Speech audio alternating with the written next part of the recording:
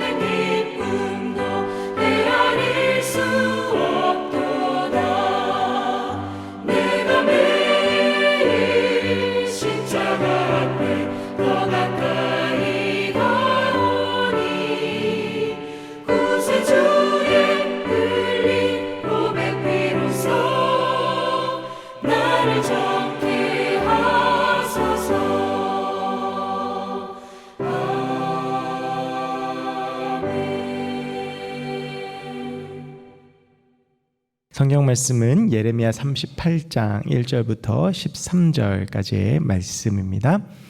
mattan의 아들 느바랴와 바스울의 아들 그다랴와 셀레마의 아들 유갈가 말게의 아들 바스울이 예레미야가 모든 백성에게 이르는 말을 들은즉 이르기를 여호와께서 이와 같이 말씀하시되 이 성에 머무는 자는 칼과 기근과 전염병에 죽으리라. 그러나 갈대인에게 항복하는 자는 살리니 그는 노량물을 얻음같이 자기의 목숨을 건지리라. 여호와께서 이와 같이 말씀하시니라. 이 성이 반드시 바벨론의 왕의 군대의 손에 넘어가리니 그가 차지하리라 하셨다 하는지라. 이에 그 고관들이 왕께 아뢰되 이 사람이 백성의 평안을 구하지 아니하고 재난을 구하오니 청하건대 이 사람을 죽이소서. 그가 이같이 말하여 이 성에 남은 군사의 손과 모든 백성의 손 손을 약하게 하나이다. 시드기야 왕이 이르되 보라 그가 너희 손 안에 있느니라. 왕은 조금도 너희를 거스를 수 없느니라 하는지라. 그들이 예레미야를 끌어다가 감옥들에 있는 왕의 아들 말가야의 구덩이에 던져 넣을 때에 예레미야를 줄로 달아 내렸는데 그 구덩이에는 물이 없고 진창뿐이므로 예레미야가 진창 속에 빠졌더라. 왕국 내시 구스인 에벳멜렉이 그들이 예레미야를 구덩이에 던져 넣었음을 들으니라. 그때 왕이 베냐민 문에 앉았더니 에벳멜렉이 왕궁에서 나와 왕께 아뢰어 이르되 내 주 왕이여 저 사람들이 선지자 예레미야에게 행한 모든 일은 악하니이다. 성중에 떡이 떨어졌거늘 그들이 그를 구덩이에 던져 넣었으니 그가 거기에서 굶어 죽으리이다 하니 왕이 구스 사람 에벳멜렉에게 명령하여 이르되 너는 여기서 30명을 데리고 가서 선지자 예레미야가 죽기 전에 그를 구덩이에서 끌어내라. 에벳멜렉이 사람을 데리고 왕궁 곡간 밑방에 들어가서 거기서 험곡과 낡은 옷을 가져다가 그것을 구덩이에 있는 예레미야에게 밧줄로 내리며 구스인 에벳멜렉이 예레미야에게 이르되 당신이 헝겊과 낡은 옷을 당신의 겨드랑이에 대고 줄을 그 아래에 대시오. 예레미야가 그대로 하매 그들이 줄로 예레미야를 구덩이에서 끌어낸지라. 예레미야가 시기대 뜰에 머무니라. 아멘. 사람이 살다 보면 듣기 좋은 말을 들을 때가 있고 듣기 싫은 말을 들을 때가 있습니다. 그런데 듣기 좋은 말이 때로는 우리에게 굉장히 어려운 결과를 가져오게 되기도 하고요. 때로는 듣기 싫은 말이 꼭 우리에게 필요한 말이 되기도 합니다. 우리 조선 왕조를 보면 가장 성군으로 여겨지는 것이 세종대왕이고 가장 폭군으로 사람들이 생각하는 것이 연산군입니다. 물론 이들에게 기본적인 인격이나 성장 배경이나 능력이나 여러 가지 차이가 있겠습니다만 이 세종대왕과 연산군에 있어서 가장 큰 차이는 그 옆을 지켰던 신하들에게 있다라고 볼 수가 있습니다.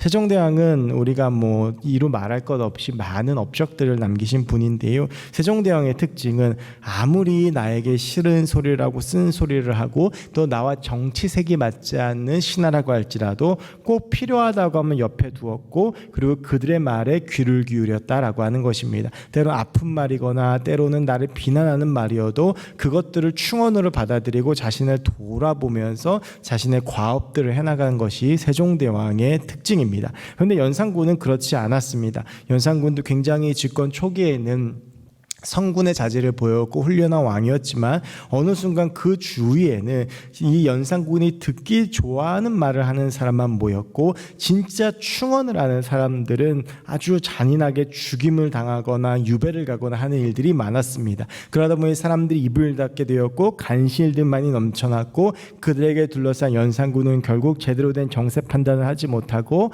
그리고 폭군의 길로 가다가 브레이크 없는 길로 가다가 결국에 왕의 자리에서 쫓겨나게 되었던 것입니다. 만약 연산군 옆에 조금이라도 그를 생각하고 충원하는 충신들이 있었고 연산군이 그들의 말을 즐겨 들었다라고 한다면 그의 마지막은 조금 달랐을 수도 있습니다.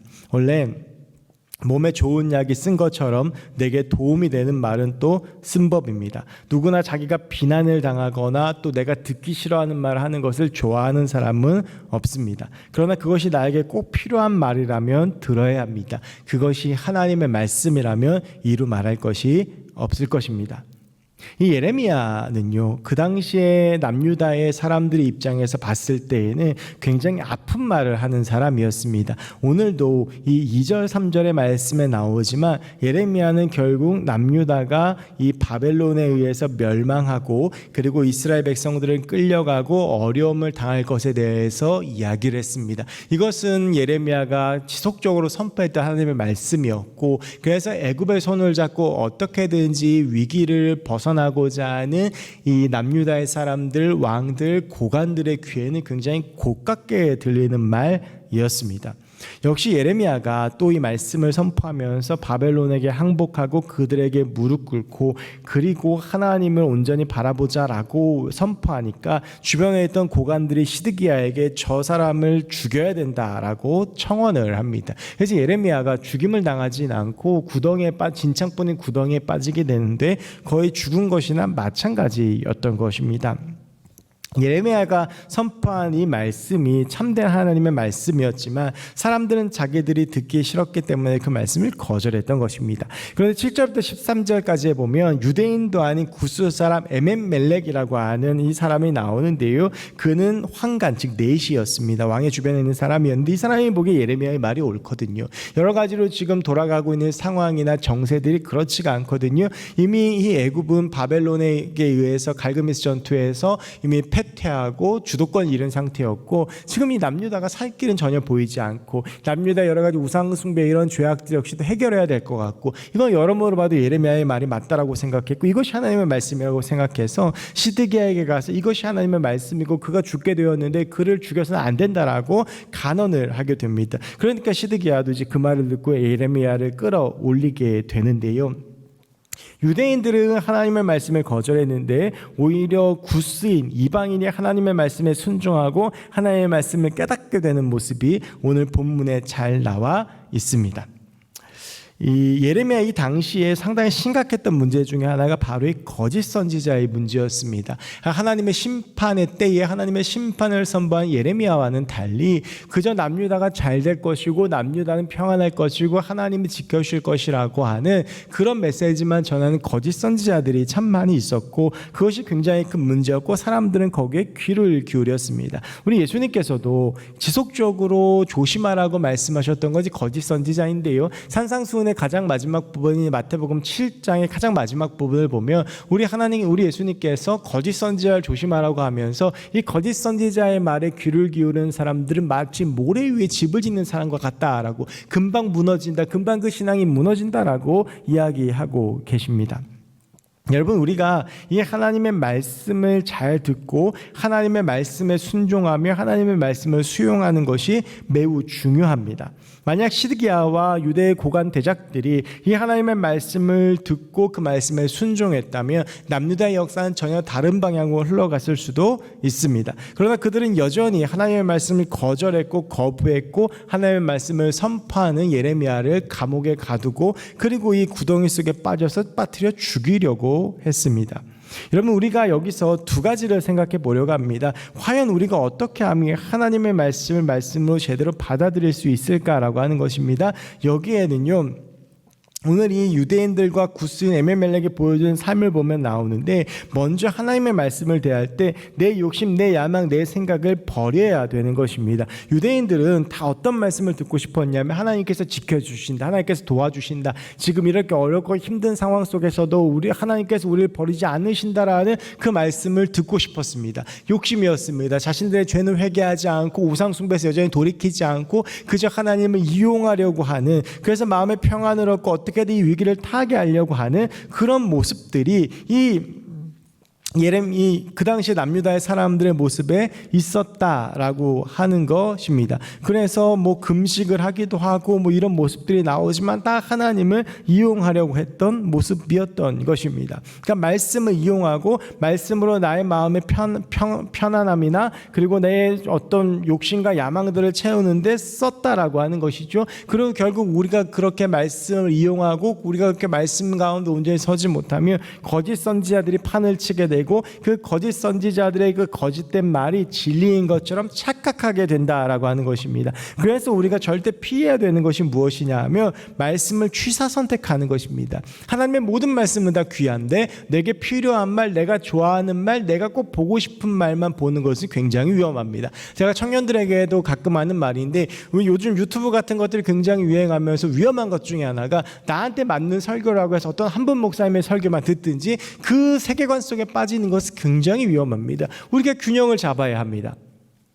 하나님의 말씀을 말씀대로 받아들이기 위해서 다른 것들 다 가감없이 내어놓고 그냥 그 말씀 가운데 하나님께서 어떠한 말씀을 주시고자 하는지 귀를 기울이고 주목하는 모습이 우리의 삶 가운데 있어야 되는 것입니다.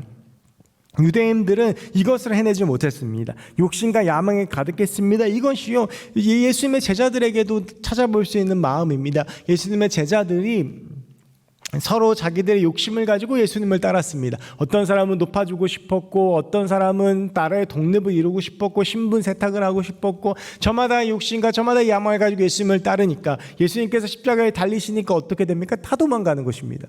여러분, 우리가 말씀 가운데 서지 못하고 내 욕심과 내 생각과 내 마음과 내 가치관이 진리인 줄 알고 붙잡게 되면 우리가 결국에는 하나님을 떠나고 우리가 결국에는 하나님 앞에 온전히 서지 못한 역사까지 이어진다 라고 하는 것입니다. 그래서 우리는 하나님 앞에서 내려놓아야 합니다. 하나님 앞에서 내 생각도 내 욕심도 내 야망도 내 욕망도 다 내려놓고 하나님의 말씀을 말씀 그대로 받아들이고 하나님의 말씀에 집중해야 합니다. 그래서 그 어떤 말씀이든지 간에 말씀 가운데 역사하신 하나님을 기대하고 바라보며 말씀을 읽고 말씀을 묵상하고 말씀을 붙잡고 말씀과 함께 걸어가는 삶을 살아가야 된다라고 하는 것입니다.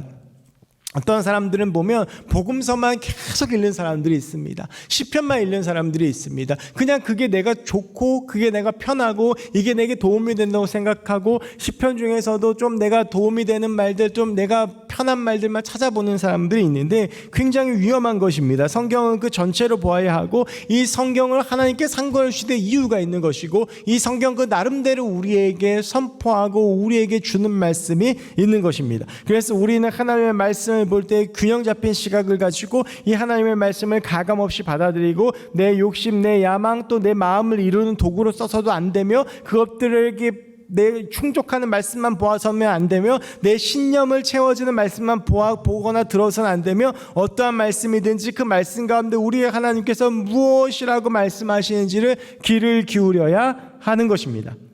또 한 가지는 우리가 말씀을 잘 알아야 합니다. 잘 알아야 분별합니다. 제가 예전에 어렸을 때 용산에 가면 컴퓨터를 많이 팔았습니다. 그런데 딱 이 컴퓨터를 사러 가면 처음에 사람들이 그 파는 사람들이 비싸게 부릅니다. 그런데 이 컴퓨터를 잘 알지 못하는 사람들은요 그 비싼 가격에 넘어갑니다.